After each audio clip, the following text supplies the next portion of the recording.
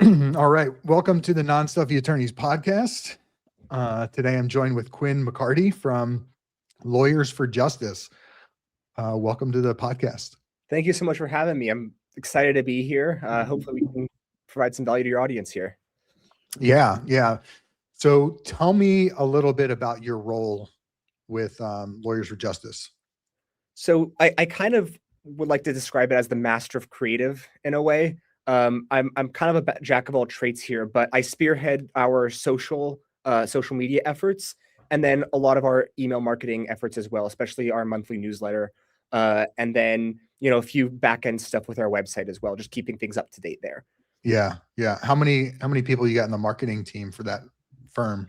Well, the last year we've doubled. When I got here, it was a handful, but I think we're at about 11 now, with people anywhere from direct mail to digital, paid, anything you can think of. We have a full service marketing team here.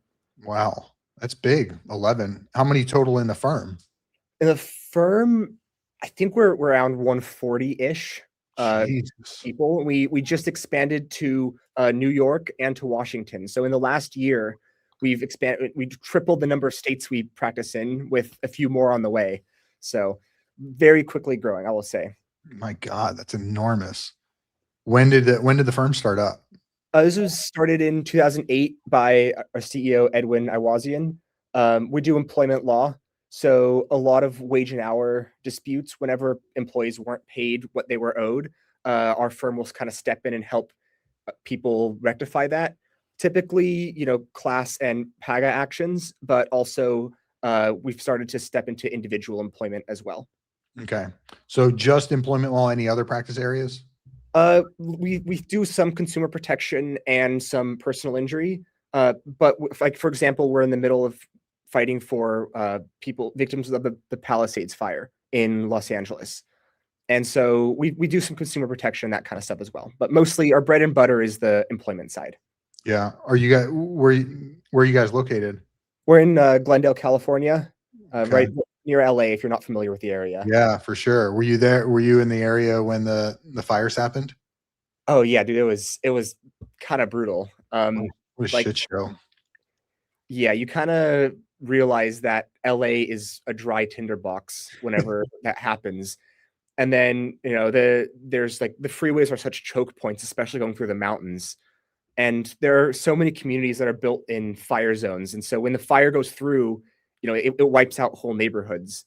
Especially, I would never live in Malibu. This is my personal take. I would never live in Malibu because it's just right up against the ocean, and the Palisades are kind of in that same spot where, if a fire comes, you're between the fire and the ocean. What do you do? So yeah, so it's tough for all those people, and our firm's we're doing our best to get justice for them. So yeah, that's good. That's good. Wow. So how did you end up getting into this role? So, I started years ago. I got a finance degree in college, and because I thought, I was going to go do some banking thing, I was into investing, so I was doing that. But then I ended up, a friend of mine introduced me to his cousin who was doing a startup, and I did an internship for that startup. And then him and I, the cousin and I, we both started a video agency called iMagnify, and we ended up doing a lot of short form video content. And then over time, at first it was just a general video content business, but because we had a lot of connections in the legal field and a lot of attorneys that we knew, we ended up niching down into doing attorney specific content. And so we did that for a few years, and that's kind of how I learned to do what I do. We worked with some other agencies that do law firm marketing specifically, who had, tested ads for years. So at that point, you kind of know what performs well and what doesn't. Of course, it's never going to be a pure formulaic thing. It's always it's more of an art than a science, so to speak. Yeah. But we ended up getting into that space. And then over time, we realized we're doing the best with attorneys more than any other clients. And so we niched into that. And then about January of 2025, I decided I had enough of working for a multitude of clients, only because it was a little bit tough for me to focus my efforts in so many places. And so I ended up leaving to go join Lawyers for Justice, And then now my business partner, Kevin, shout out to Kevin Larian. He is, running the agency to this day, and, I'm good relations with him. And now I'm heading content at, working on content at Lawyers for Justice. So I'm here. Nice, nice. How did you have a lot of contacts with attorneys already? So this is, if you're familiar with LA, we have a strong Persian Jewish community. And Kevin was part of he currently is part of the Persian Jewish community. And there's a lot of attorneys in that community. So he had a lot of family and friend connections that were attorneys. Yeah. Yeah. So what does your typical day look like there? So, I mean, first of all, every day is different. That's kind of why I love it. But there's a lot of brainstorming. There's a lot of, research, but typically my priority is our social channels. So that's both paid and organic. So for example, first I'll make sure that our calendar is scheduled out, make sure we have posts going out for weeks. And then I'll also check, make sure we have a newsletter going out, check analytics on that. My favorite stuff to do is going down and getting really granular on like our paid analytics, for example, and see what assets are actually driving cases. And so I've set up a system where we're able to attribute a signed retainer to a specific social asset. And we weren't able to do that before, but I set something up where we're tracking that through automations. And so it's just by getting that extra level of information, you now have more data that you can use to make decisions, especially as far as creative goes. Because no one, like, you don't know, nobody knows what's going to do well before you put it out there. And like, you probably know, being in this industry so long, where you're wrong so often, but and that's okay if you listen to the data. It's okay to be wrong. But anyway, so that's kind of how I spend my time looking at a lot of the data on organic social, paid social. And then split testing is also a big thing when it comes to emails. So I'll do a ton of brainstorming with subject lines, first lines, that kind of thing, because I find that having a better subject in email will improve the open rates by 1%, which 1% doesn't sound like a lot, but that's 1% of your entire list. If you're sending out to 10,000 people, that's 100 new opens that you just got just from the subject. Yeah, for sure. So are you using social for branding or lead generation, or both? Great. That's a great question. It's kind of both.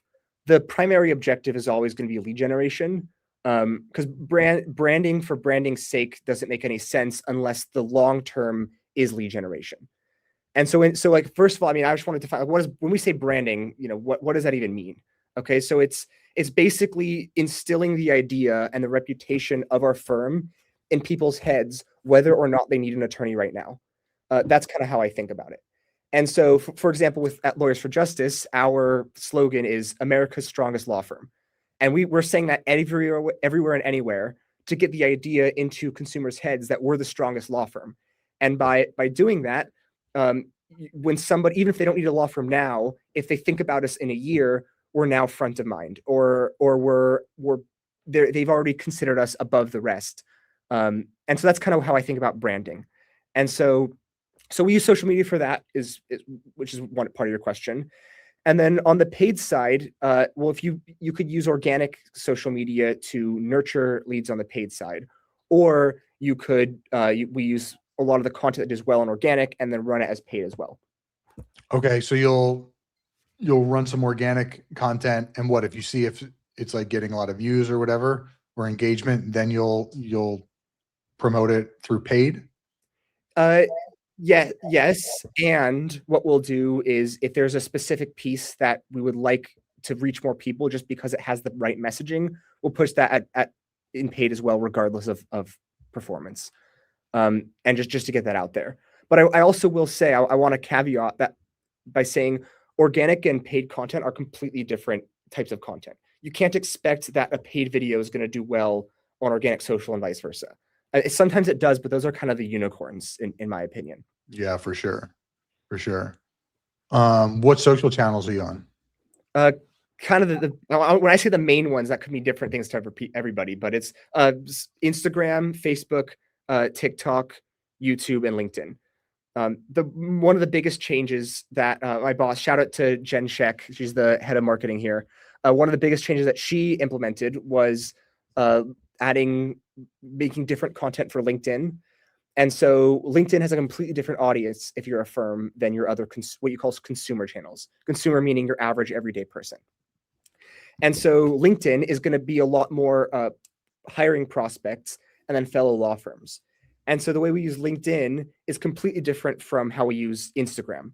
And so what we do, we post things that, prospective attorneys who we might hire will go and look at, or if other firms that we want to get referrals out of will go look at.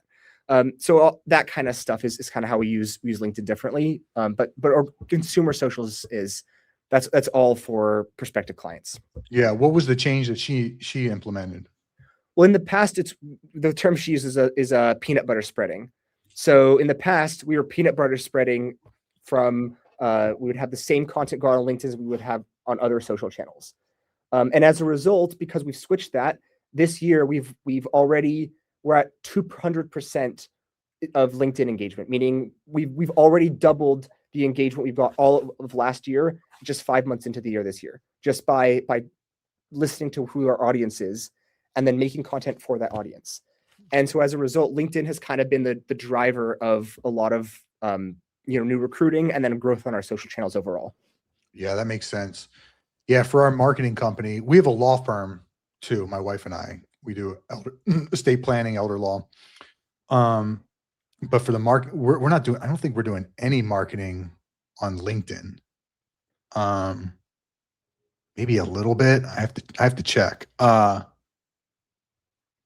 You notice business coming in from that, or just like referrals, or what do you see? Yeah, it's also, I'm not going to get too much into the specifics, but what I will say is that we do get, business from LinkedIn, and because we're an employment law firm, we're targeting that kind of B2B audience a lot more. Yeah.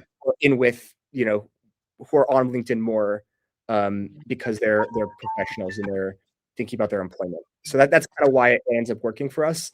But it also works in terms of recruiting as well and building other relationships with businesses. That totally makes sense. So yeah, our audience is obviously different, right? And it totally makes sense for you guys to be probably pretty heavy on LinkedIn. Well, what kind of firm do you have? Estate planning, probate, elder law, right? So, for probate, it could be a 20-year-old kid whose mom passed away, and he's never on LinkedIn. He's on TikTok all the time. Some shit like that. So that sounds like, search will probably do very well for you guys. And then maybe a little bit of social. Is that right? Yeah, for sure. Especially with probate. Direct mail works really well for estate planning because we can get real targeted with the houses that we hit. Direct mail still works. People think it doesn't, but it definitely does. But yeah, the majority of our ad spend is with Google search ads. Mm-hmm. And then we're just retargeting on social pretty much. Lead generation on social is kind of shitty. For our practice areas, you just get like junk leads. Yeah. Social is an interesting animal.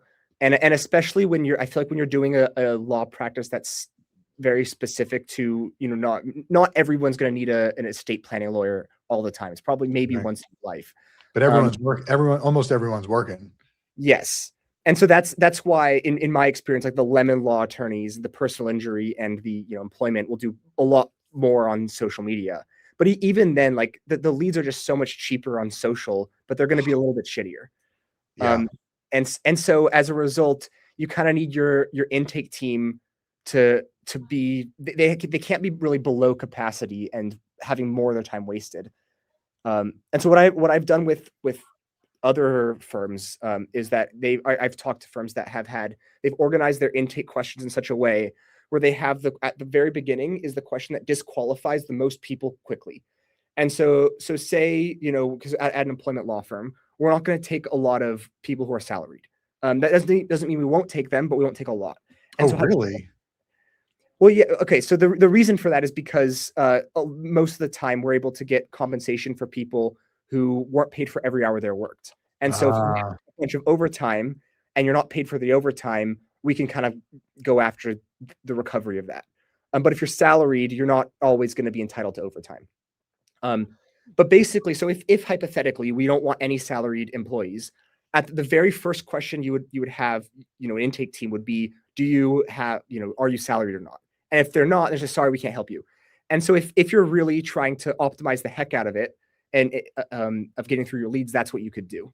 And I wouldn't advise that to everybody, because the trade-off is then, well, what happens if somebody's salaried, but they're wrongfully salaried? And so I know a lot of firms who think, well, we don't care about how much it costs or how big our intake team is. We just want to maximize the total number of cases. Then you just have to accept that you're going to be shifting through those bad meta leads sometimes in order to get the gems. Where do you guys fit on that spectrum? We kind of, well, we're not going to hang up partway through at our firm. We're going to hear people out all the way. But I would say if you want to be, extremely brutal with it and optimize the heck out of it, then you could. So yeah. How many leads you guys getting in a week or a month? Man, I would love, I don't know if I can answer that. Really? Yeah, I mean, if it was maybe if I talked to the head of marketing, I could, but I don't know if I'm allowed to say that publicly without getting my head chopped off. So No shit, really? Yeah, I'm okay. I'm gonna try to. This is like a little bit juicy, but I'm not gonna name specifics at all. But we've had other firms reach out to people at our firm and our marketing team, trying to kind of fake recruit them just to get specific numbers. They'll be like, okay, well, what's your content mix? How many leads? How much are you spending? And so it's kind of crazy. It feels like a world of espionage. When this happens, I did not expect this getting into this, but there's some bad blood between certain firm owners. Have you seen any stuff like that? It's funny.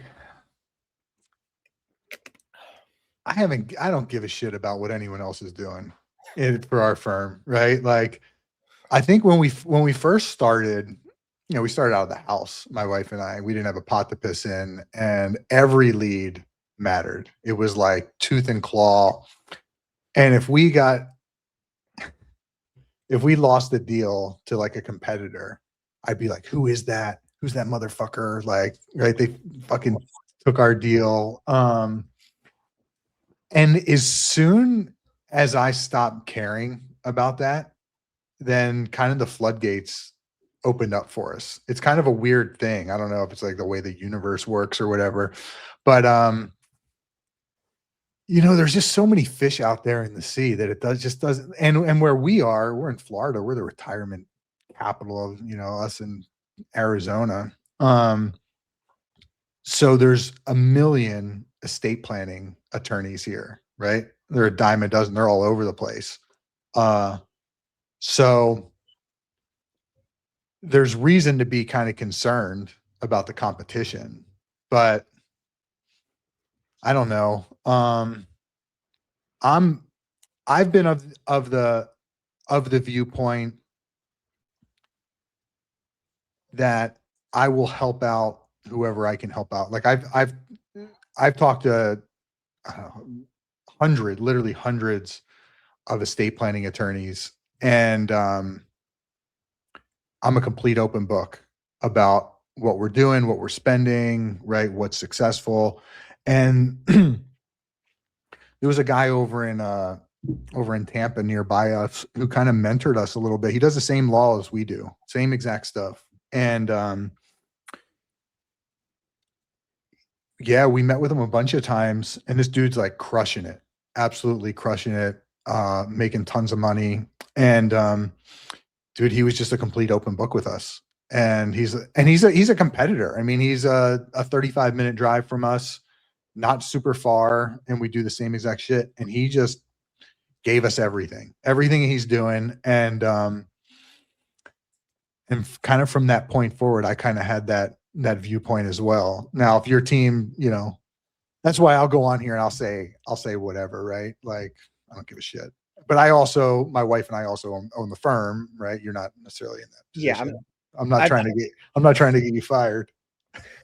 yeah. See, I the way I think about things too, like that as well is you like if you try to be me, the best you're gonna do is be a worse version of me.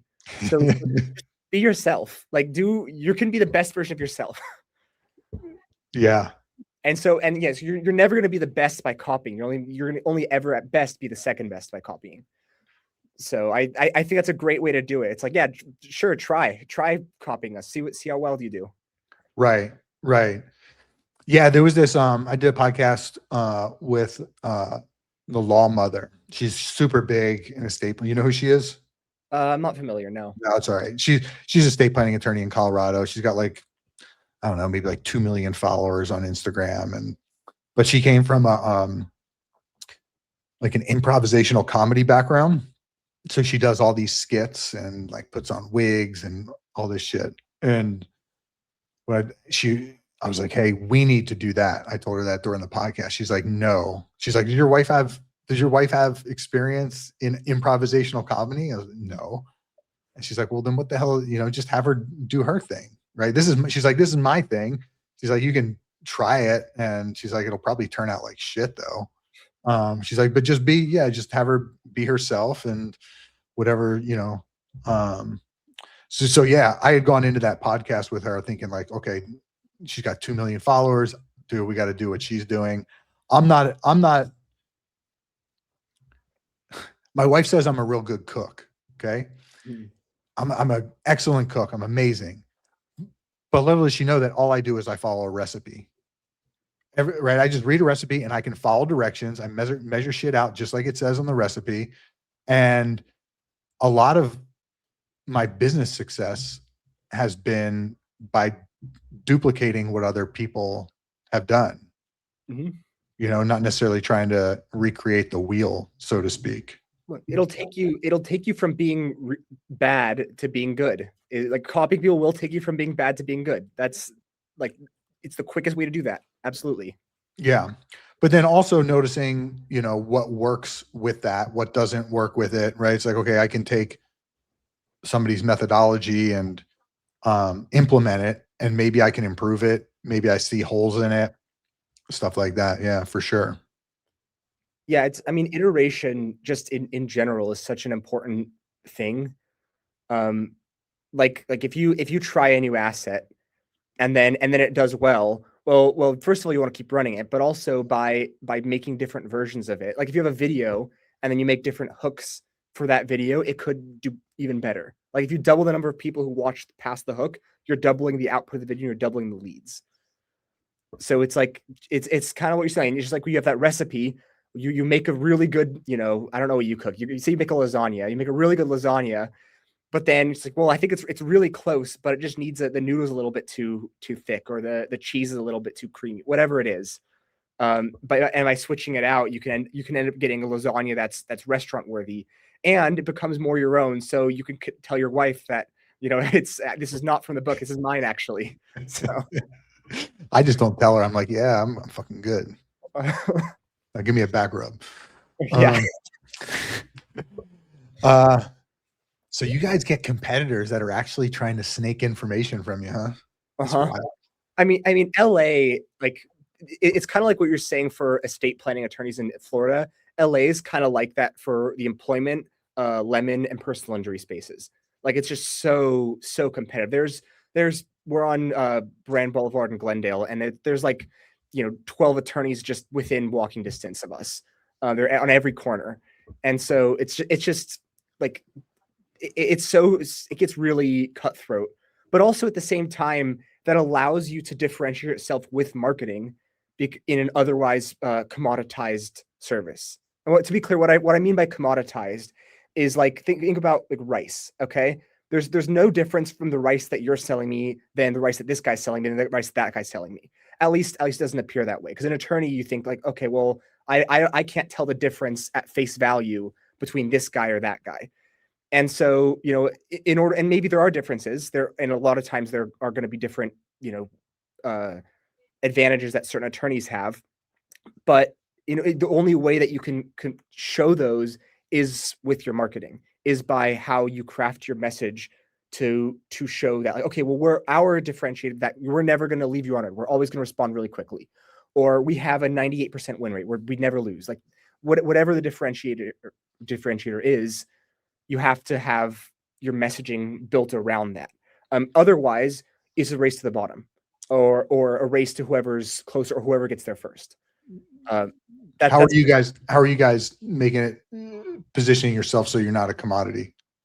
So, well, first of all, I would say it's the way I think about it is a combination of two things. There's the wins and the credibility of the legal stuff that we have, and then the amount of like entertainingness of the content, if that makes sense. Yeah. How good and engaging your content can be. So as far as the wins, we're, of course, everybody and their mom is having badges like super lawyers and those kinds of things. So of course we have to do that, but you also have to do more. And so we talk about stuff like, the number of years in the business. That's a nice credibility signal. There's also stuff like we talk about how we've recovered $1.5 billion for individuals. So that's another, sign of credibility. And then on the other side, as far as being entertaining, we've recently had some cartoon style ads that are absolutely killing it. That, it's just so, like, my favorite one we laugh at all the time is one called, Crummy Boss. And there's a picture of a cookie that looks like a boss is a little bit angry. And it's like, hey, Crummy Boss, call 818 Justice, which is our vanity phone number. And so we have a few little comic ads like that. And those are just eye-catching enough. And they're just different enough on the feed where it gets people to stop for a split second longer. And then it also conveys the message of what we do in under 2 seconds. It's so easy to understand. Okay, this is an employment attorney's ad. And if I'm having difficulty at work, which a lot of people do, then this is the ad for me. Yeah, man, we got to get more creative with we got to get more creative with our video content. We're doing a lot of like TikTok-ish stuff, skits and shit like that. But I like the idea. So we are with estate planning, right? You can easily look to the public like you're a commodity, right? You're selling documents, right? Okay, hey, I can go online and print out a will and a power of attorney and living, all this stuff. So we really, especially on the sales line, really position ourselves in regards. We don't sell documents, we sell solutions, right? So a lot of the times we're not even talking about what the document names are or anything like that. It's like, okay, what are you concerned about? And then, okay, yeah, we can solve that by doing X, Y, and Z. And, but one of the things that we've kind of ridden our coattails on is the Non-Stuffy Attorneys brand. When we first started the firm, I read over 1,000 5-star Google reviews and 1-star Google reviews and did a survey on them. And there's 3 things that kept coming up over and over and over. And one of them was that the attorney was relatable. They were down to earth. They were just like them. And so that's how I came up with the tagline, Non-Stuffy Attorneys. And so I guess it was probably like 6 months into us opening, because we started in 2020 out of the house. I came up with that tagline and we trademarked it and everything. And so now it's our law firm is At Cause Law Office, taglines Non-Stuffy Attorneys, right? And so instantly that tagline separates us from the crowd of other attorneys. It's like someone goes on to Google Maps and they search, estate planning attorney. They look at 10 different websites and they're all kind of the same. I mean, different colors and pictures and all that shit, but it's like, okay. But then they read Non-Stuffy Attorneys and it's just like, okay, that's who I'm dealing with, right? I'm dealing with a normal down to earth law firm, and no shit, we get 10 to 15 calls a day saying that they called us just because we are Non-Stuffy Attorneys. See, I was just like on the way to work. I was listening to another podcast of someone giving advice when you're hiring a professional services like an accountant or an attorney, the most important thing you should do is find somebody who explains it in a way that you understand. Yeah.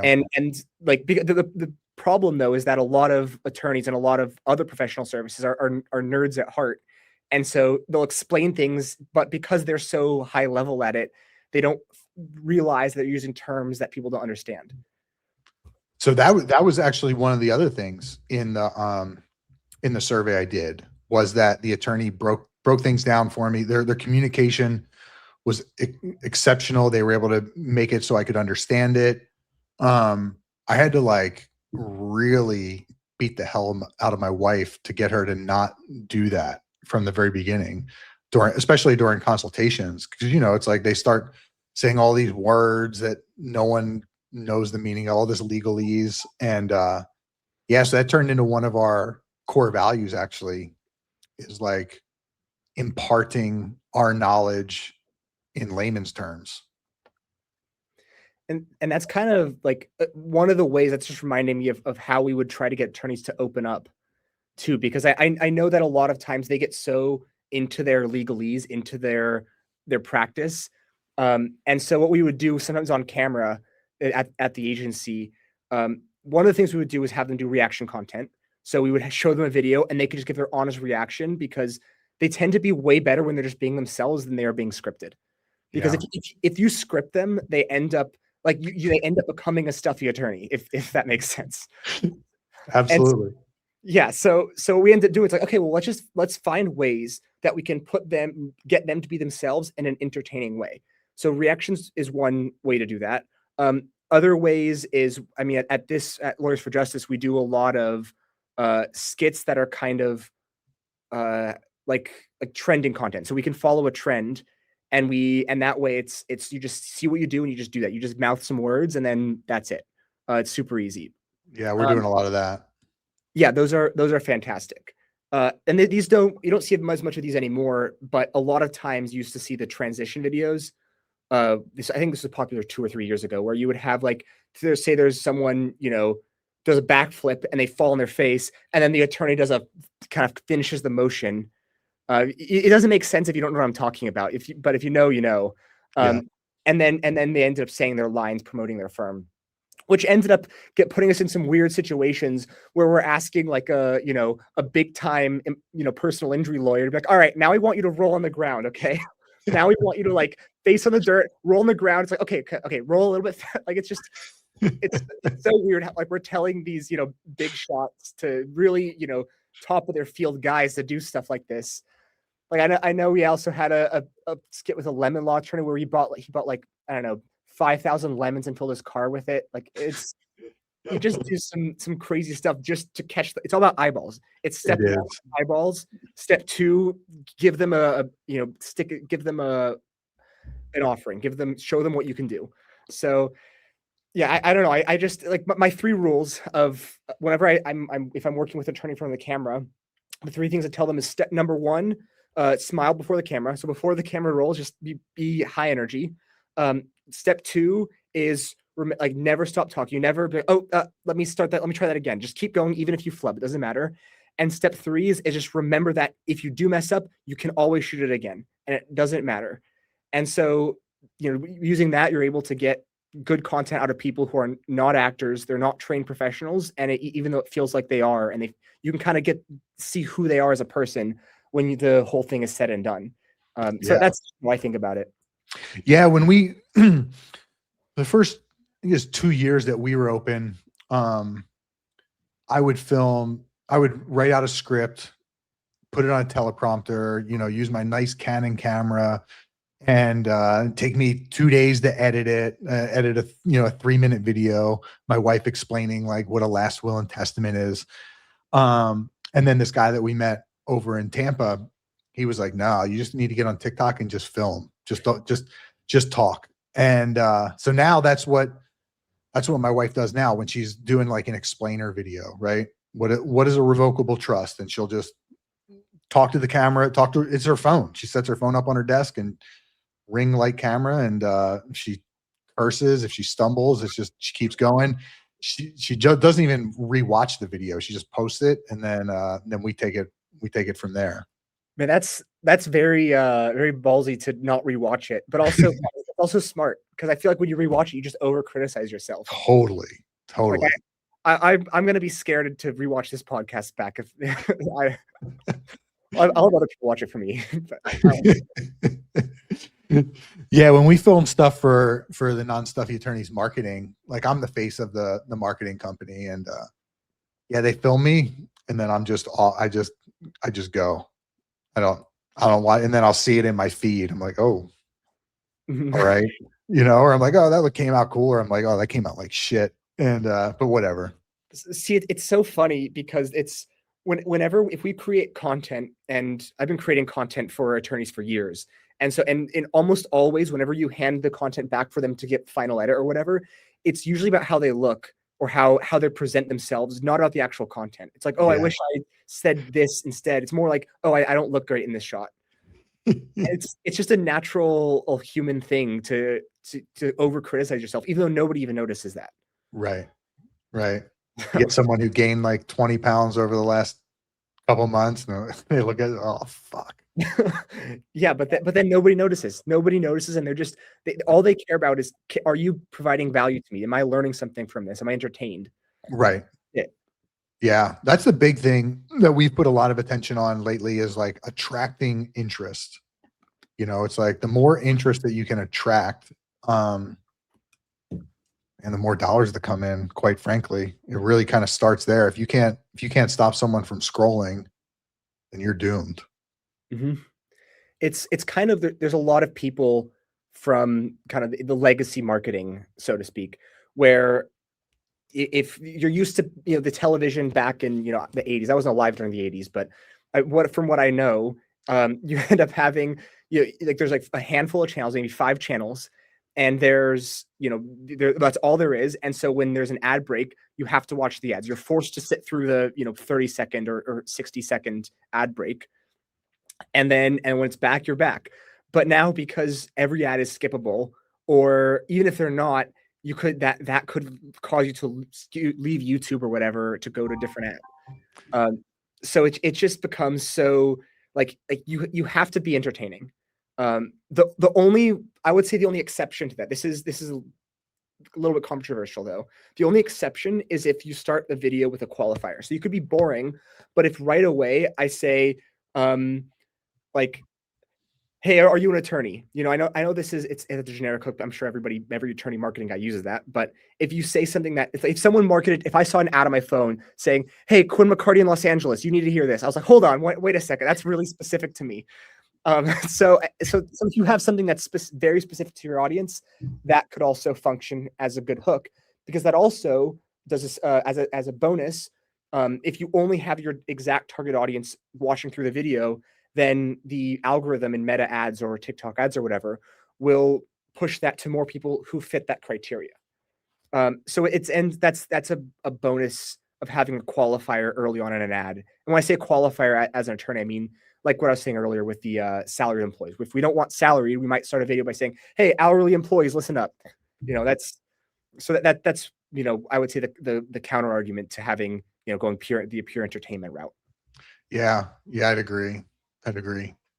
So are you God, your audience is so large, huh?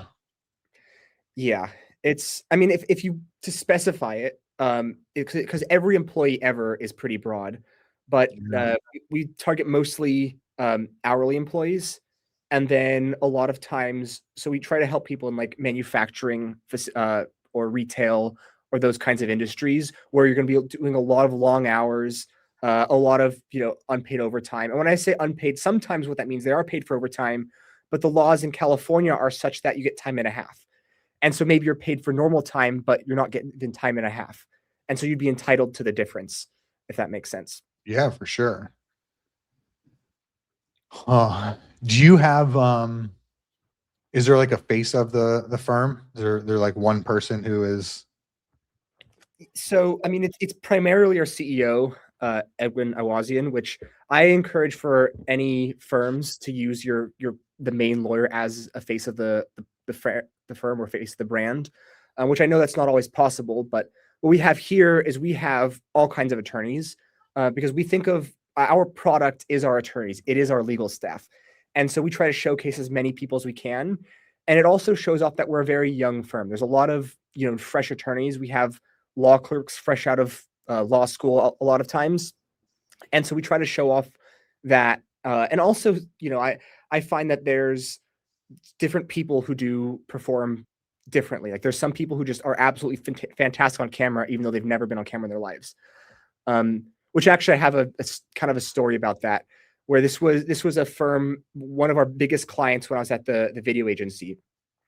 We ended up doing this was a lemon law firm that we did videos for. And there was one guy who was like probably the busiest guy in the firm, but he was so good on camera. Like every time we filmed him, it was like gold. And this was something about just his demeanor was the audience loved him. And he got a video with 1 million views, which by the way, it's very difficult to get an organic attorney video to get 1 million views without any paid behind it.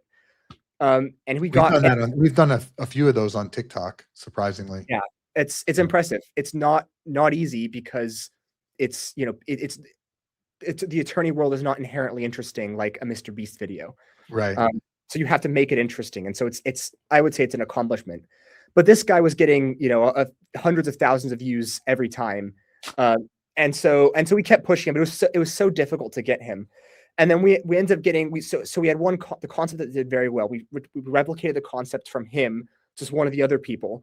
And she did great with this concept, and she ended up getting, 200,000 views with this video. But then the comments were criticizing her opinions on things. And we were like, no, this is great. This is fantastic. You should, this is actually even better because they're not criticizing the firm or the abilities of the firm. They're criticizing your opinions, which has nothing to do with how good of a lemon law attorney you are. But it ended up being too much, and they wanted us to take it down.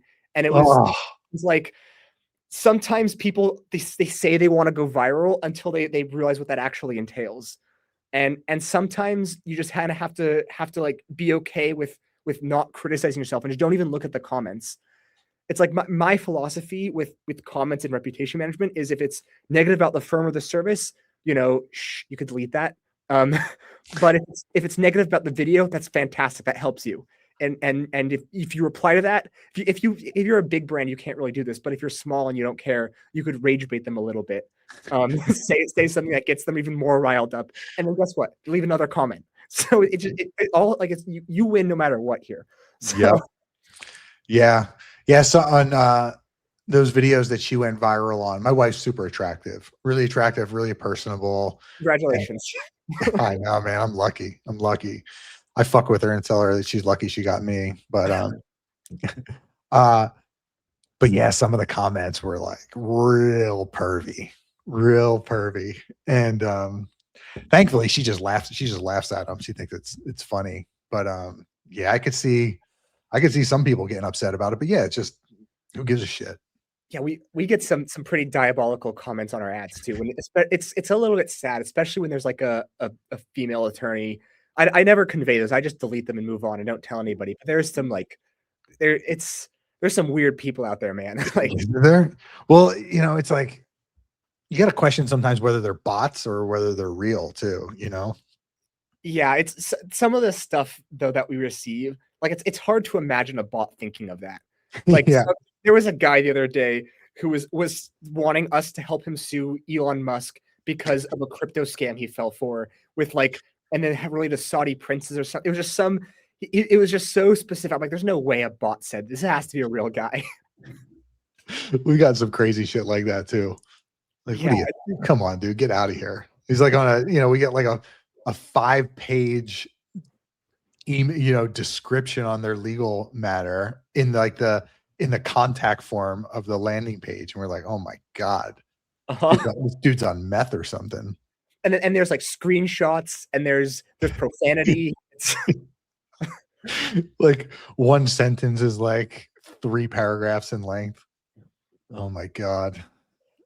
Yeah, I like it has to be the same few people leaving these at every law office. Like there's never not those guys. It's like a genre of public, the crazy people who fucking fill out contact forms.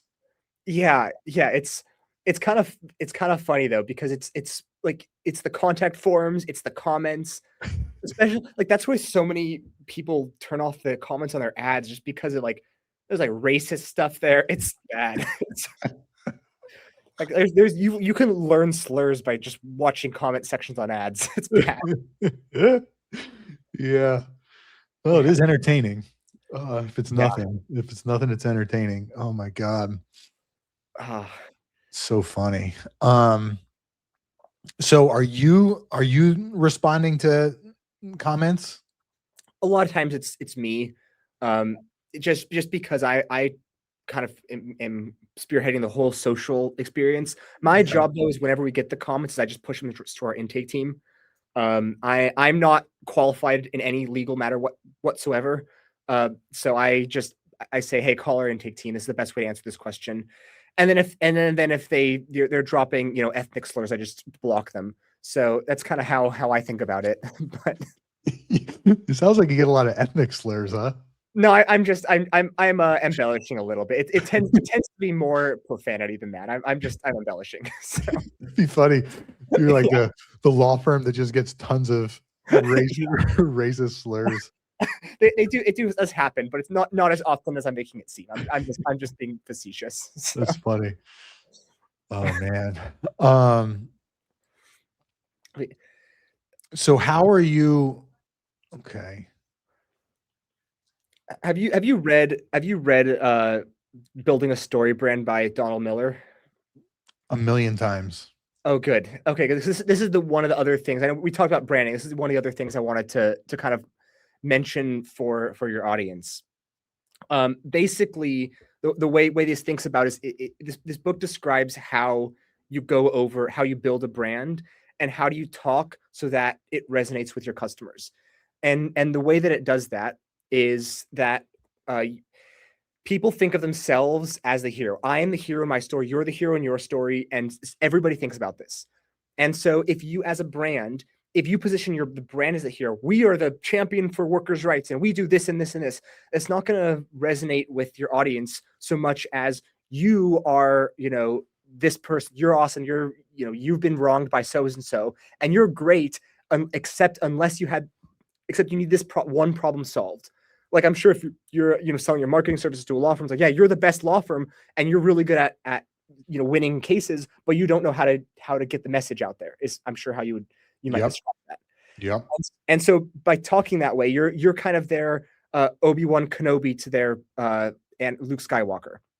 You're kind of training them, and you're the mentor, not the hero. And so the way you do that is by in your marketing messaging, you would say, okay, so you're an employee. This is for an employment law firm. You're an employee, and you do great work. But then it's difficult when your employer doesn't value you, or you're facing discrimination in your workplace for your ethnicity or your gender or whatnot.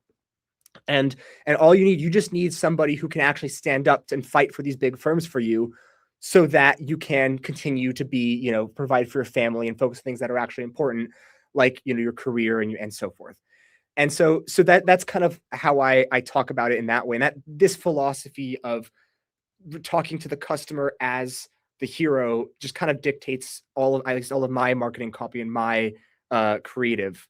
So I don't know. What have you had any experiences like that? For sure. I mean, that's how we position, we position our website like that, our marketing, 100%.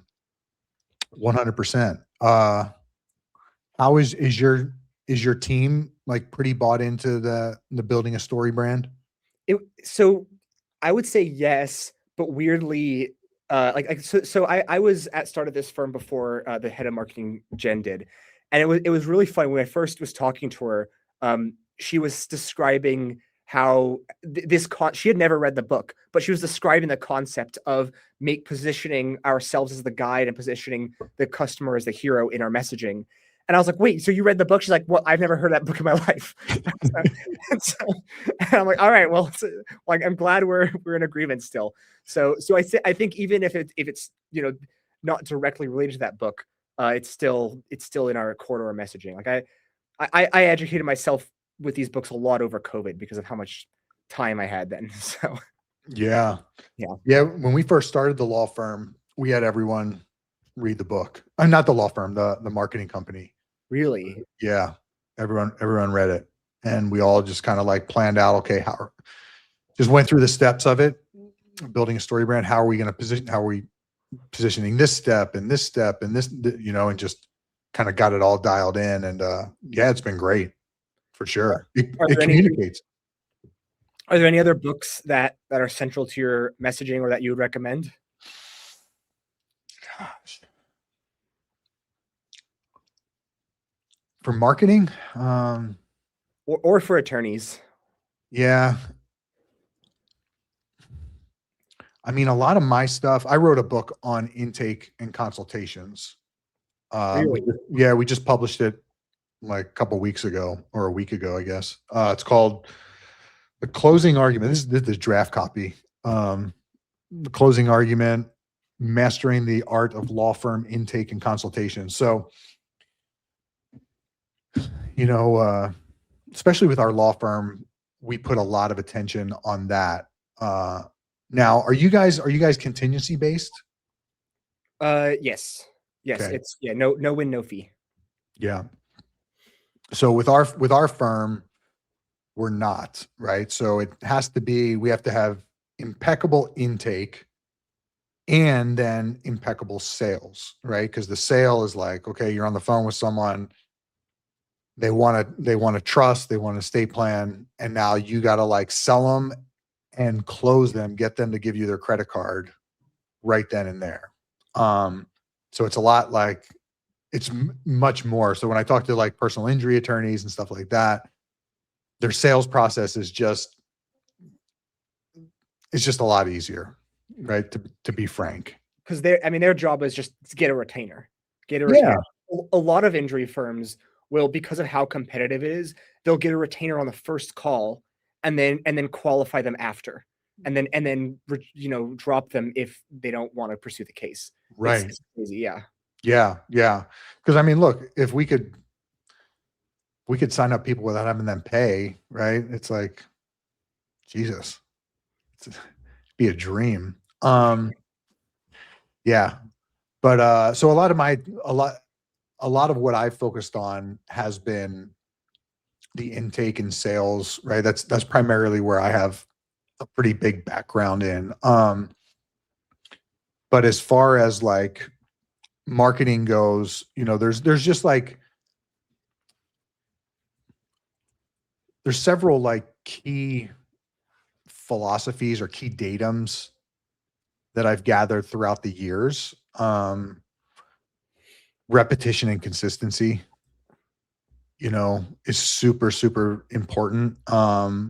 We started out with doing direct mail, and we started out with sending, 6,000 pieces a month we got up to 75,000 pieces a month.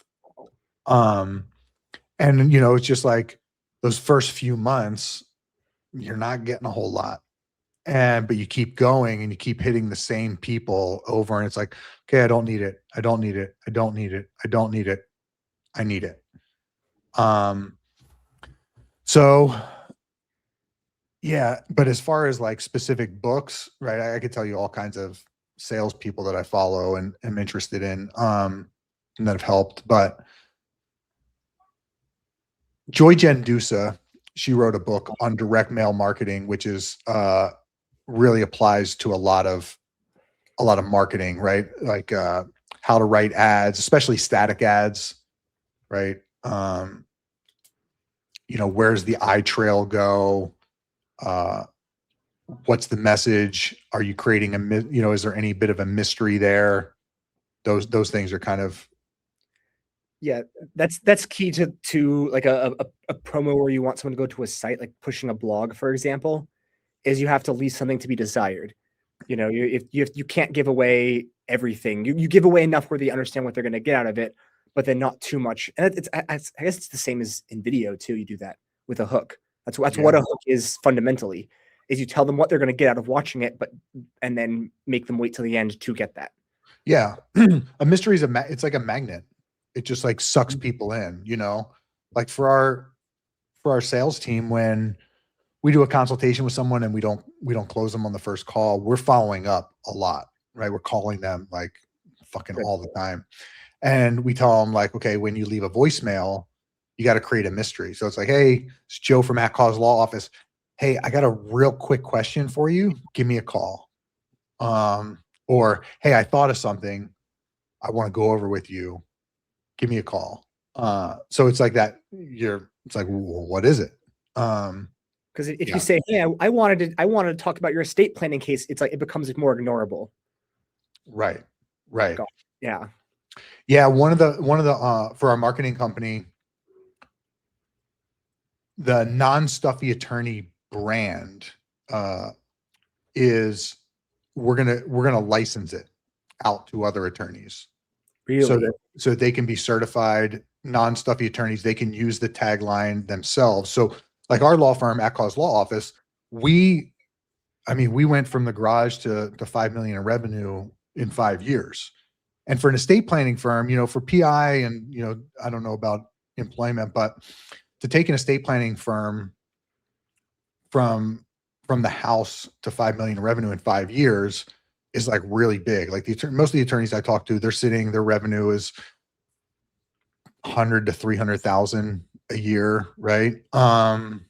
The more anomalies are, at 7 figures, but the non-stuffy attorney tagline was absolutely instrumental in that, like hands down. And so we're licensing it. You know how like CrossFit, right? Yeah. Yeah. Okay, so CrossFit, when a gym becomes a CrossFit gym, they are just licensing the name CrossFit. The gym is. Okay, CrossFit has no control over how they run their gym, what their workouts are, any of that shit. They say, one of the requirements is that you got to have insurance, but that's it. Right? If you want to be a CrossFit gym and have people doing yoga all day long, you're free to do that. And that's kind of what we're doing with the Non-Stuffy Attorneys brand. Is we're going to license it to other law firms so that, if they feel like they're a non-stuffy attorney, right, they slap it with their logo, and now it attracts, interest from the public. But kind of what I was getting at was that we're about to start running ads, because we haven't promoted it at all, but we're about to start running ads. And it's simply, the first ad we're going to run is a static ad that just says, certified non-stuffy attorneys get more clients. Find out how. Right. That's it. We'll see how it does. Right. It's like, but it's that mystery. Like, what the hell is that? What is that anyway? Right. A certified non-stuffy attorney. Are you familiar with Alex Hormozy? Oh yeah. So this is something that maybe I'm just throwing it out there because it could work for your offer. But one of the things that he did with Gym Launch was that he ended up having working ads that he was constantly testing, and then he would give those to the gym owners in specific locations that they already knew that were work because they had spent the ad dollars on them. And so it's possible. I don't know if you're considering that for your offer, but it could work if you're already running ads maybe in the Florida area.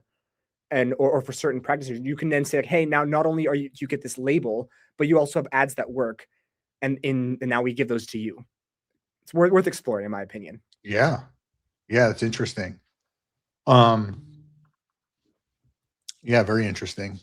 And that way it becomes worth paying a monthly fee as well for it. But that's just my thoughts. So yeah, we're going to charge a nominal fee. It's going to be like it's like 3,900 a year or some shit like that. Not very much. But when you look at, okay, there's like 1.3 million attorneys out there. Our target is to get 10,000 of them. That's our first target. Get 10,000, paying 3,900 a year.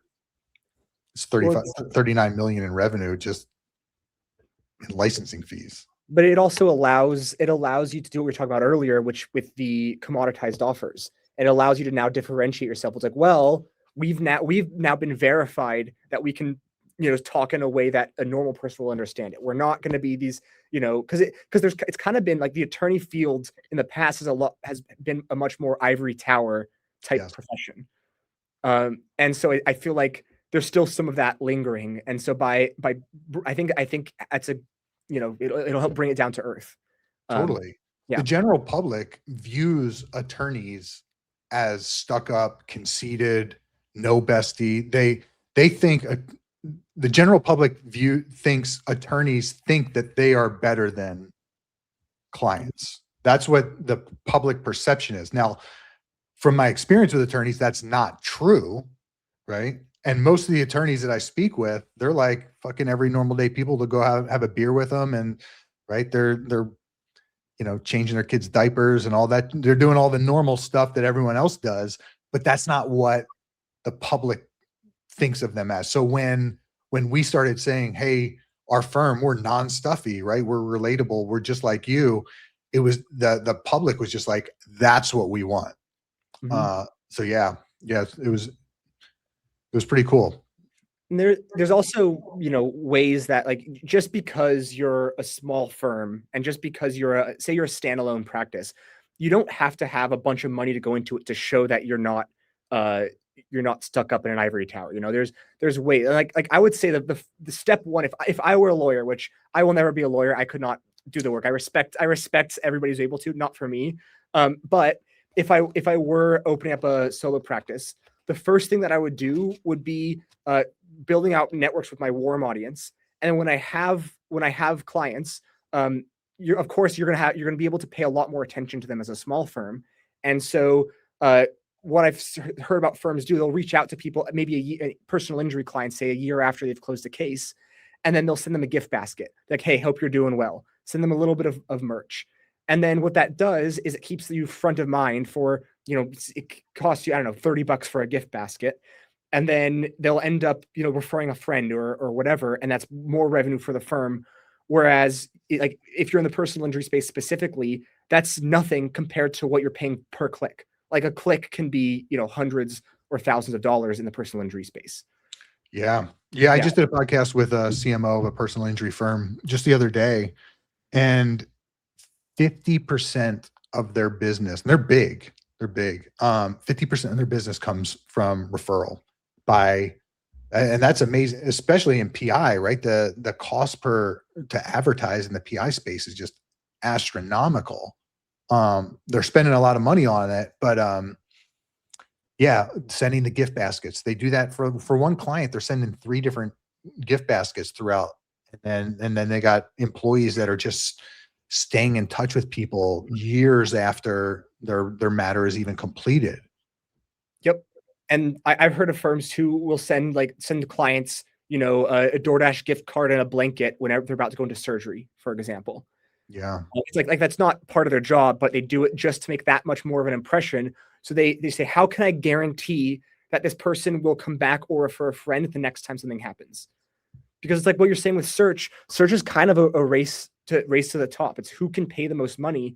And if you're a solo practitioner, how are you going to compete with, the Morgan and Morgans of the world who can pay, an arm and a leg for these cases? And it's very difficult to compete, especially in search. But that's kind of what I love about social as well, because you're able to differentiate yourself a lot more. And you're not, they're not just, oh, who's the biggest? Oh, who's the first one who shows up? It's, man, I actually like this guy. This guy, I can actually relate to this person. And my friend was just in a car accident. Maybe I'll refer them over. Yeah. And that's what social does that, right? Like you were saying, you have an attorney doing some like goofy ass video. It instantly makes them relatable. Yep. And most attorneys are not doing that. They're not, right? Especially as if you're a smaller or mid-sized firm. Yeah. You're able to do that more because there's less red tape blocking those kinds of videos. Like at our firm, I would say it can be a little bit unprecedented to be able to do the videos we do here. And of course, there's still, layers of approval that things have to go through. But like if you get to a huge firm, you're not going to be able to be doing these as much fun concepts because, one person because there's internal corporate politics and there's this and that. And so you have to, as a small firm, that's the advantage that you have over the firms that have all the money in the world. And that's kind of what we're trying to leverage here as well. Yeah. So what would your advice be to a firm just starting out, or a small firm with maybe a couple attorneys, a couple paralegals, whatever, what would your advice be for building out like a creative team? So first of all, when you're hiring somebody, portfolio work, look at what you can do more than a resume. When I was hiring people for the agency, I would almost never look at the resume. I would have them send a list of, creatives that they've done, stuff they've worked on, and then I've judged that, and then asking follow-up questions. Okay, well, what did you specifically do in this? And then you can kind of tell from the interview if they were actually spearheading that creative, or they just passed it off to somebody else. And then we would never make a creative hire without a trial project. So there would always be like, okay, well, I have a bunch of raw footage. I'm going to send it out to 4 or 5 of our top candidates and see which editor, for example, comes back with the best. Or if we're hiring a script writer, which person's going to give us the best, most creative concept. The second part of hiring, I would say, is also coachability. Like, what can you coach and what can you not coach? And if there's somebody who maybe is a really great script writer and they're super creative, but they don't really know about the legal field, that's fine. Like, I can teach you about the legal field. But if this person just doesn't have the creative juice, like if this person is just dull in their ideas, that's a lot harder to coach. So I try. How are you finding that out in the front end with somebody? Well, you have them brainstorm, and then you challenge their ideas. And if they give you a bunch of ideas in their trial project, then you can kind of test them. You push them. It's like, okay, well, tell me what would this look like if you actually were to create it, and you can kind of push that out. And of course, it's possible to be wrong. It's possible to make a complete mistake on a hire. But my recommendation would also be hire fast, fire fast. If someone's not good, you kind of know right pretty quickly. Yeah. And it's becomes an ego issue where you're like, oh, I'm not wrong, and you want to keep this person longer than you should. And so I hire fast, fire fast. We've made that mistake. Yeah. And you're like, maybe we give them a chance, but it's like you have the business to run. And I get people have, you have to like, well, what about their family? It's like, well, you just hired them. They were unemployed before. It'll be fine. But then the other part of that I would say is on the training and management side. Because so once you've hired the team, you have to also uphold that. First of all, I would have KPIs that you hold them to. So you would say, well, we're going to measure engagement. We're going to measure social followership. We're going to have a cost per lead KPI, and we're going to try to get everything below that. The other thing is, I would say you want to give your creative team as little structure as possible, but no less. So what do I mean by that? It's if I have a creative team, I want to say, okay, well, here's our brand guidelines. Here's what the firm stands for. Here's what we say. Here's what we don't say. Here's the reputation that we're trying to push to our clients. I give them that structure, and then I want them to be as creative as possible with that. I want them to experiment with, a minimal amount of interference. And of course, you can have your review process. You want to look over stuff. But if you as a creative person that's working for me, if you think it's going to work, I want you to try it as long as it doesn't damage the firm's reputation. Sure, go for it. And the reason why that's important is if I'm leading a social or creative team, if they are getting too bogged down by external recommendations, if I'm getting feedback and then an attorney's giving feedback and this person's giving feedback, it ends up losing its original creative juice. And then the reason why it was pitched in the first place has almost been mitigated. And so it's you want to give them as little as possible, no less. But when I say no less, because if you give them less structure than you need, then they're going to go out and say something that completely damages the firm's reputation, and you don't want that either. So I would say that's probably the most important thing with managing a creative team. And then also, the KPIs, like I was mentioning before, you want to make sure that they're staying true to that, and then challenge them on the work too. When their work comes back, I want the KPIs to dictate what our creative strategy is more than my personal opinions. I want to say, okay, well, did this do well or not? Okay, why did it? Is it impressions? Is it leads? Is it whatever? And then why did it give me a hypothesis, a rationale on why this creative asset performed better than this one? And then now let's test that. Now let's create more based off of the one that performed well, and then do like rinse and repeat. I don't know, that's how I like to think about the creative process in general. Yeah. It makes sense. So if someone was hiring their first, okay, so small firm, right? Mhm. 3, 4 attorneys, a couple paralegals. Are you recommending that they hire a vendor in-house or hire a vendor or hire in-house? I mean, it depends. It really depends. If you're a small firm, a lot, and this is not going to treat you for everyone, but a lot of times you're budget constrained, meaning the amount it costs to get somebody who's qualified enough to be the first person is kind of difficult. So one of what I would like to do is have, because vendors are going to have expertise and you're not going to have to pay a full-time person. So I like vendors for that reason, because you have access to all of the different, they have 12 people on their team who have different expertises, and you don't have to pay a full-time salary for that. And so I might have kind of if I was first starting out and I was going to make a first hire, I'd probably hire like a mid-level coordinator or manager type role, and someone who can manage multiple vendors. Because you could have then an SEO vendor, and then you can have a social vendor, you can have a this vendor. And so that way you're not relying on this one person to be a unicorn and have to know all of these skills on their own. Otherwise, like what you're going to end up happening is you're going to have a bunch of things done poorly. And then this person's bandwidth's going to be in question as well. That said, vendors per hour are going to be a lot more expensive than internal employees. So it'll be nice to build internal teams as you scale, while still keeping on, some vendor relationships for their expertise. But that's how I would think about it. For social media, though, sometimes just hiring a college student with a phone is enough. Yeah. Especially if you just want something creative and you don't need, a full-on strategy. If you just want something with some spice, some juice, yeah, college student with a phone works. That's how I think about it. Yeah. Now for social, the college student with a phone's not, you can't really expect them to run the paid channels on there though. Yeah.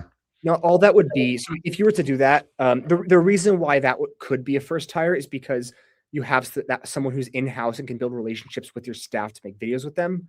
But as far as paid channels, you would probably have a vendor do that. There's a lot of technical expertise that comes to running Meta ads, which, by the way, this is my personal beef with Meta. It's so needlessly complicated.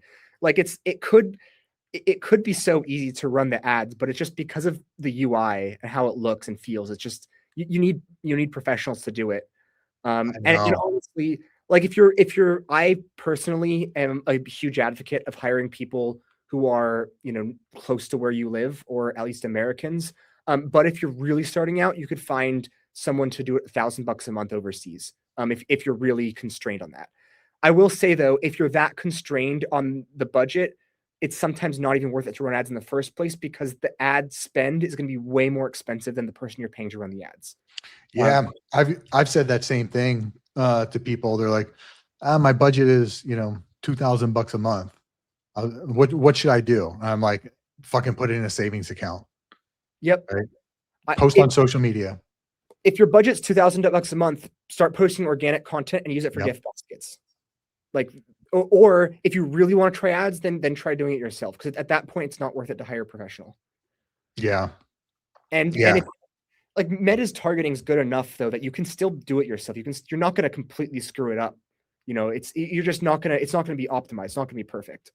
But you can still do it yourself. Yeah. Yeah.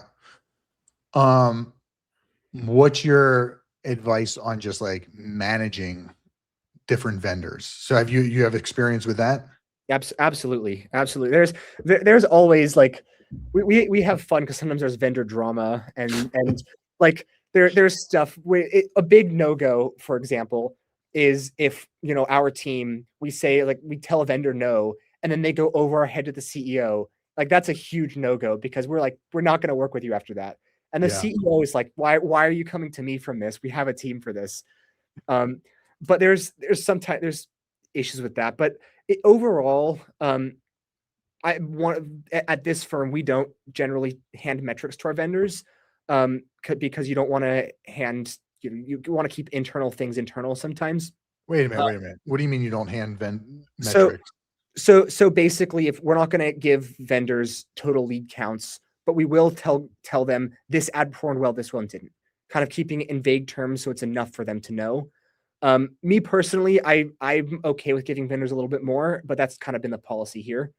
Uh, as far as management, though, I think that it's important to align them on what your company's values are right away, because you have to understand this vendor is working for 12 other clients, maybe in other industries, maybe they've never even worked for a law firm before, and so you have to really talk to them, take them through the basics on day one, because assume they don't know.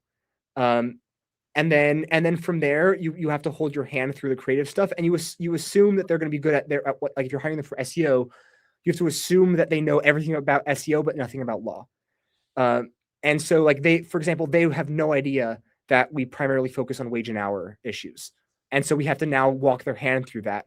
Um, and then over time, once you've been with them more, you'll start to establish a rapport and a trust with them. But the second thing is I would say about vendors is a lot of them are going to report highlights. They're going to cherry pick data when reporting on their successes.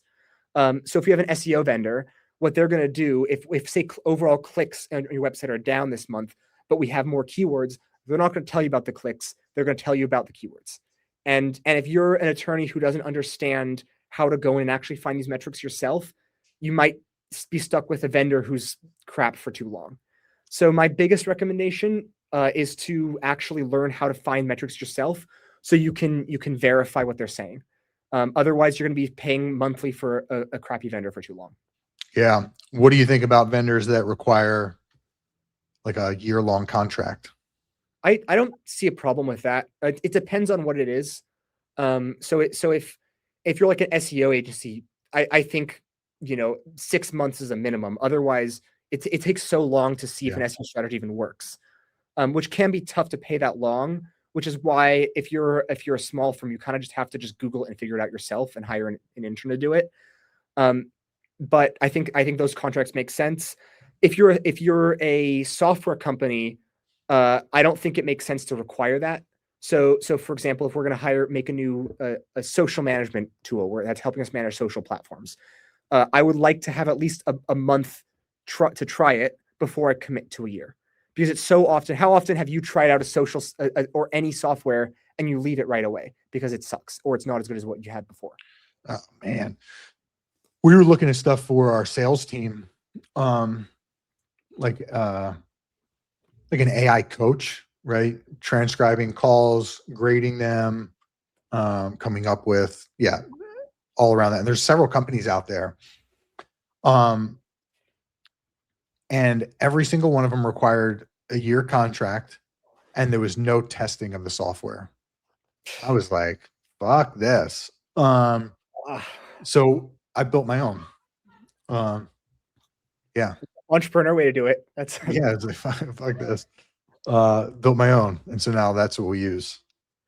See, sometimes that's how every great startup starts. Like, hey, I need a solution and there's nothing good out there, so I'll make it myself. But still working, still has bugs in it, but it does everything we need it to do, right? Sometimes it'll grade someone like you did 20% out of 100 on that call, and I listened to it and it's like, oh wait, what? But for the most part it's pretty good. And it's the kind of thing when you build a software like that, you always want to do constant user testing and keep your ear to it, because it takes a long time to get product market fit with something like that. Oh yeah.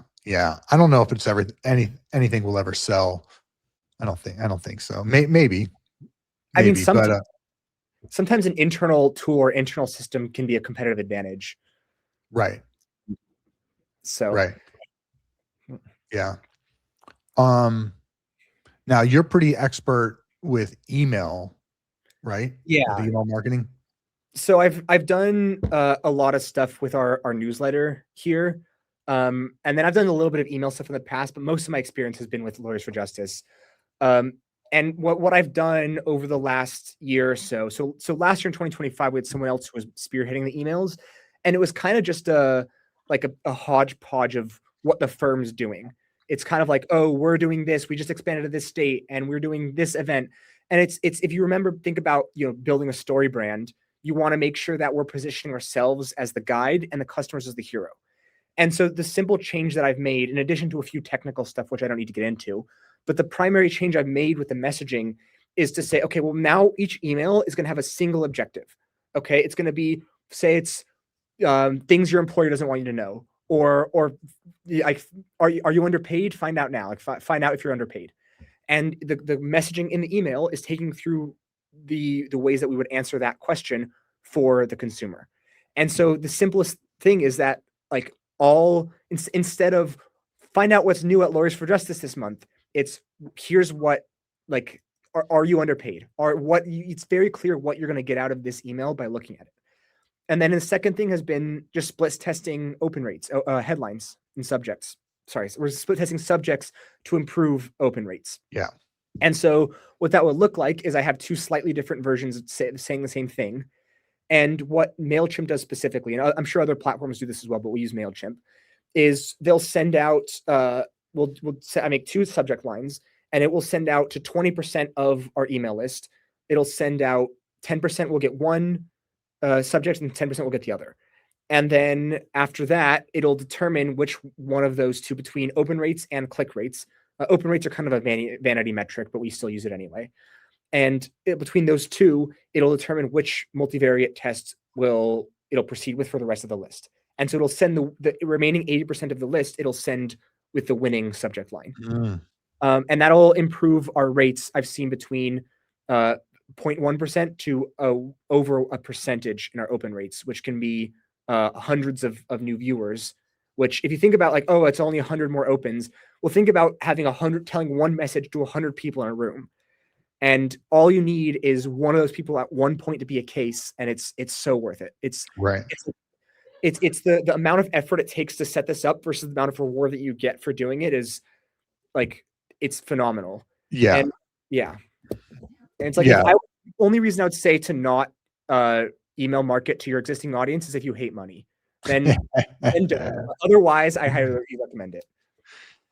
Yeah, we need to get better at our email marketing. I mean, we send out, we're working on it right now.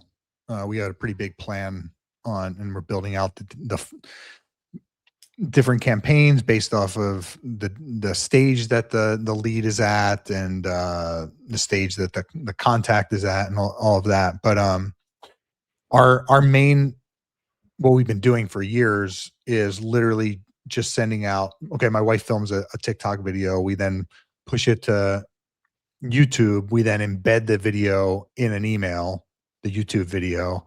We send it out. Hey, want to know what a last will and testament is? Or, you know, is your family really protected if you pass away? Stuff like that. So we send that Monday, Tuesday, Thursday, Friday to our entire database. I think we have about 40,000 contacts and about half of them are subscribers still. So yeah. And if we dial that in and optimize it and make it better, we should see a lot more business coming from the email. Yeah. I mean, the way you could do that, you have what you have an opening sequence and then what you call the Seinfeld sequence. I think that was a Russell Brunson term that I'm stealing. But yeah, man, I started reading his book a few years ago and then I blew from it. I gave it up. Sorry. I just gave it up. I stopped reading it, and I shouldn't have. I think I started reading it during COVID, and then stopped. I'm a fan of audiobooks just because, I mean, I have a long commute, so it's just constantly in the car, and then it keeps you learning. But basically, what the sequence is, though, you want to have an intro sequence that you do, maybe 3 emails right away, because as soon as they're part of the email list, that's when they're the most hot. And those emails you can optimize the crap out of. Like you can keep making versions, keep improving until you kind of hit a sweet spot. And then after that, you kind of just maintain relations with that prospect on a monthly basis with a newsletter. And you don't want to send them a newsletter every week or every, more frequently than that, because otherwise it can be viewed as spam and they'll stop paying attention to it. And especially in the law practice, like the customer cycle isn't like a restaurant where, oh, if I'm not going this week, I might go next week. It's more like, oh, if I don't need an attorney this year, I might need one 3 years from now. And so you don't need to be sending emails all the time unless it's your opening sequence. but you just do want to be sending them over a long period of time. So that way, it's, a few years from now, it's like, man, I keep receiving these emails from lawyers for justice, but now I feel like I actually need an employment lawyer because of, workplace issue that's going on. Yeah. Yeah. Good stuff, man. Good stuff. Yeah. How long you been with these guys again? I've been with a full year now. It feels like a lot longer because I feel like I've been doing all kinds of stuff. And weirdly, I'm one of the longest tenured people in the digital marketing team, just because of we've like grown so much over the last year. Yeah. So, but I've had years in attorney marketing, and I've decided I'm specializing in this, so I'm going to be doing this for a while. So nice. Well, are you using much of AI with what you're doing? Yeah, absolutely. It's a little bit scary how much it can do. Every now and again, we'll laugh because we'll try to recreate an attorney video with an AI video of them, and it doesn't look that good. Like their teeth are all messed up in it. I know. It's kind of good because the day that an AI becomes so every AI video is indistinguishable is going to be a little bit scary. Because it's when you don't know what real is anymore, then fake things become real and real things become fake. So it's getting close, right? I'll be on social now and I'm like, that's AI. And then there'll be others where I'm like, maybe that's AI. The problem is when they use it to make something that's believable, like a baby saying a first word. I see those a lot, and it's like it's adorable, so it goes viral. But like, man, I don't know if a baby would say that word for their first word. Yeah. But as far as AI within a firm, I would say it's great for help brainstorming. But a lot of times AI does take from other people.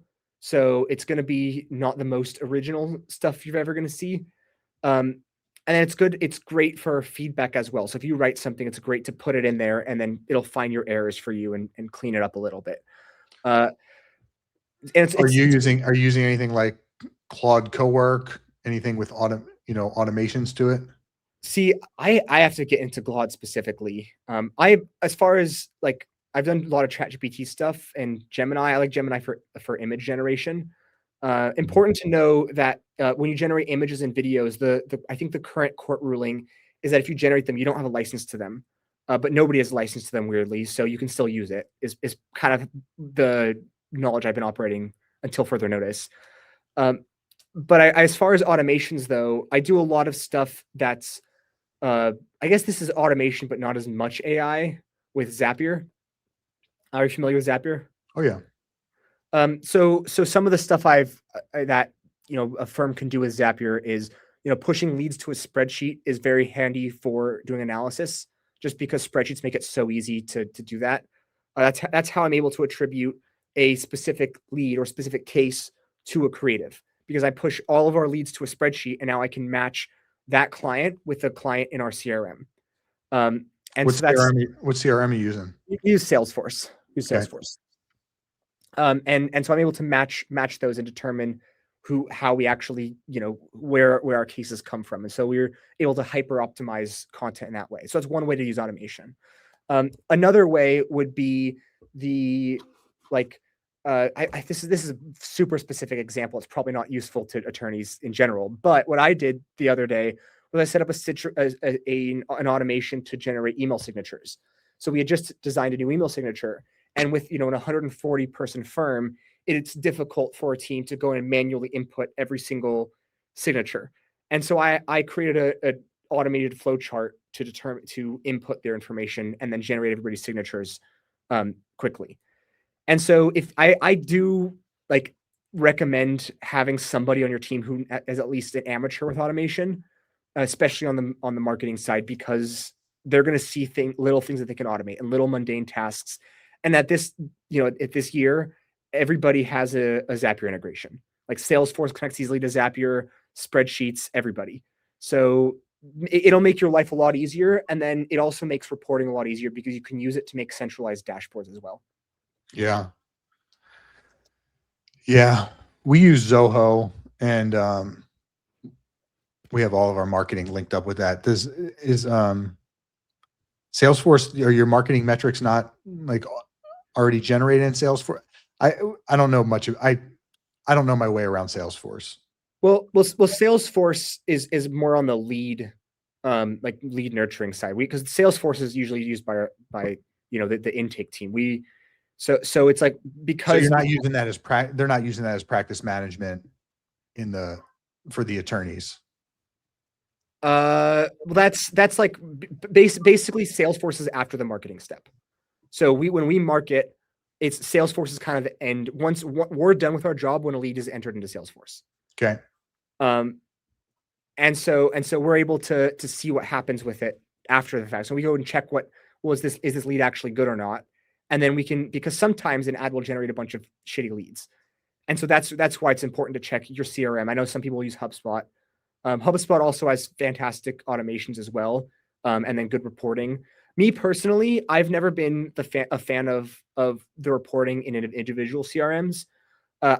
My favorite stuff, and this is me on like a marketing lens, not so much. I don't know how it works in intake. I'm not an intake expert by any means.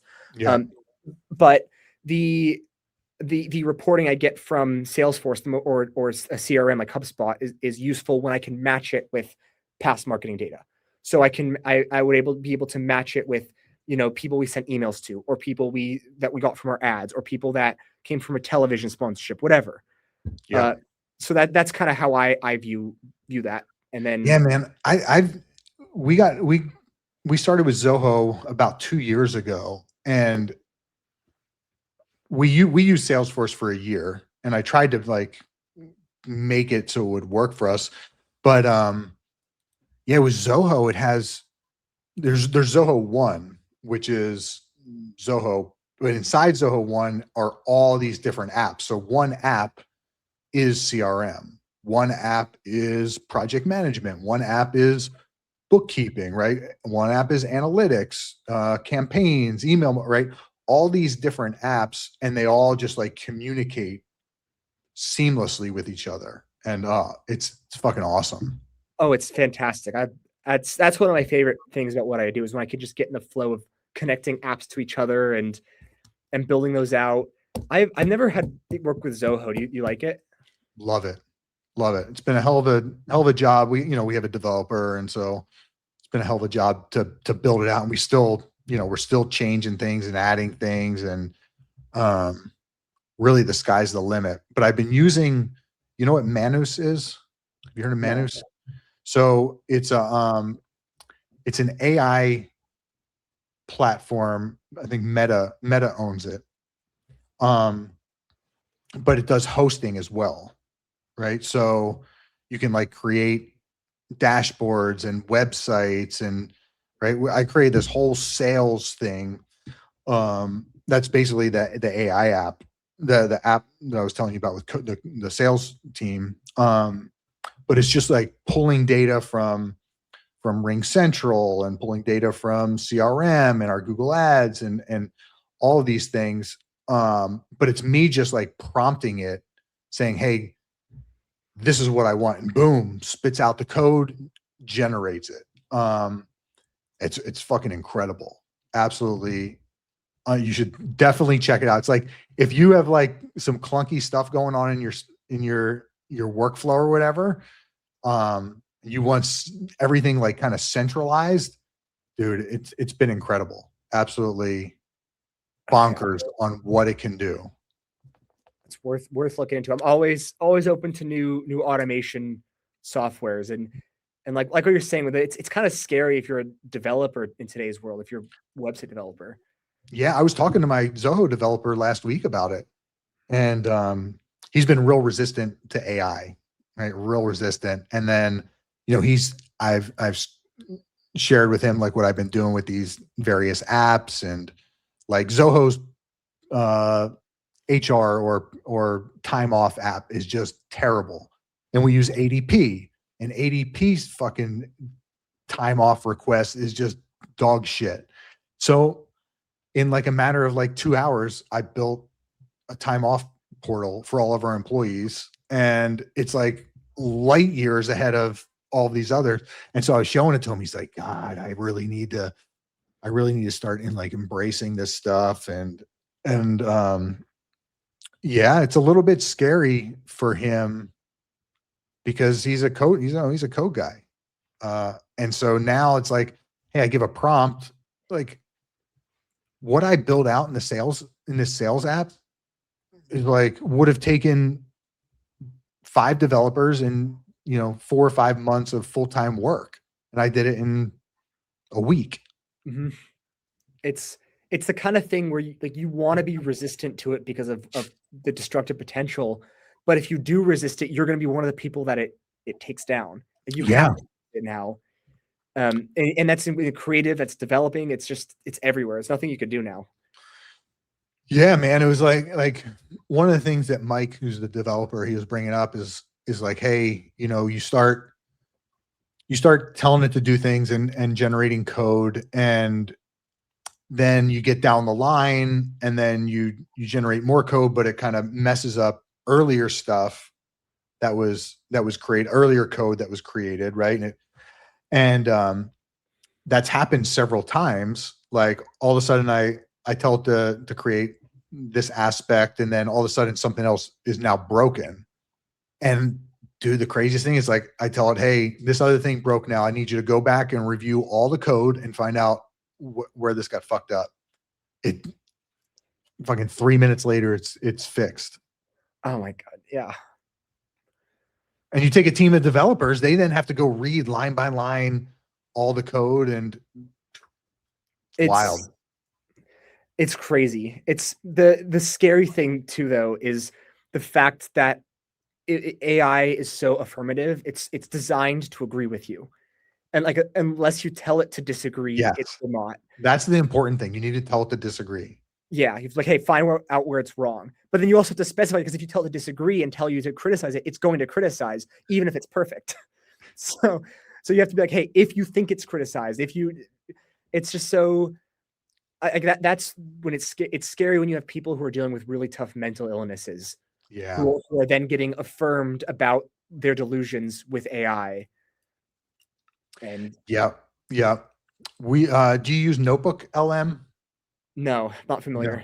You're not familiar. It's part of Google's the Gemini suite. Really? Okay.